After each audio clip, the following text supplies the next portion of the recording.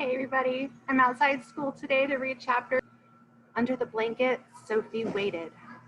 After a minute or so, she lifted a corner of the blanket and peeped out. For the second time that night, her blood froze to ice and she wanted to scream, but no sound came out.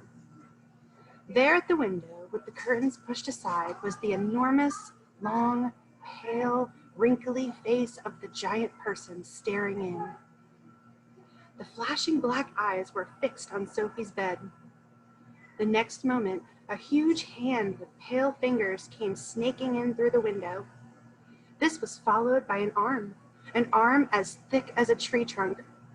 And the arm, the hand, the fingers were reaching out across the room towards Sophie's bed.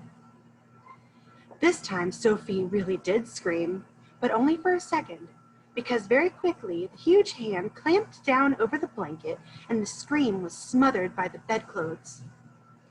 Sophie, crouching underneath the blanket, felt strong fingers grasping hold of her, and then she was lifted up from her bed, blanket and all, and whisked out of the window. If you can think of anything more terrifying than that happening to you in the middle of the night, then let's hear about it. The awful thing was that Sophie knew exactly what was going on, although she couldn't see it happening. She knew that a monster, or giant, with an enormous, long, pale, wrinkly face and dangerous eyes had plucked her from her bed in the middle of the witching hour and was now carrying her through the window, smothered in a blanket. What actually happened next was this. When the giant had got Sophie outside, he arranged the blanket so that he could grasp all the four corners of it at once in one of his huge hands, with Sophie imprisoned inside. In the other hand, he seized the suitcase and the long trumpet thing, and off he ran. Sophie, by squirming around inside the blanket, managed to push the top of her head out through a little gap just below the giant's hand. She stared around her.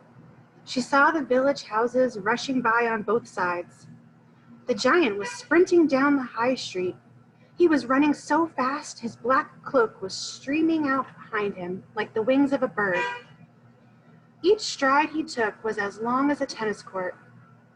Out of the village he ran, and soon they were racing across the moonlit fields. The hedges dividing the fields were no problem to the giant. He simply strode over them. A wide river appeared in his path.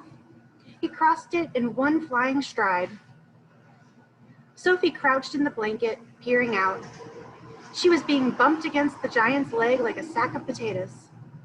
Over the fields and hedges and rivers they went, and after a while, a frightening thought came into Sophie's head. The giant is running fast, she told herself, because he is hungry, and he wants to get home as quickly as possible, and then he'll have me for breakfast.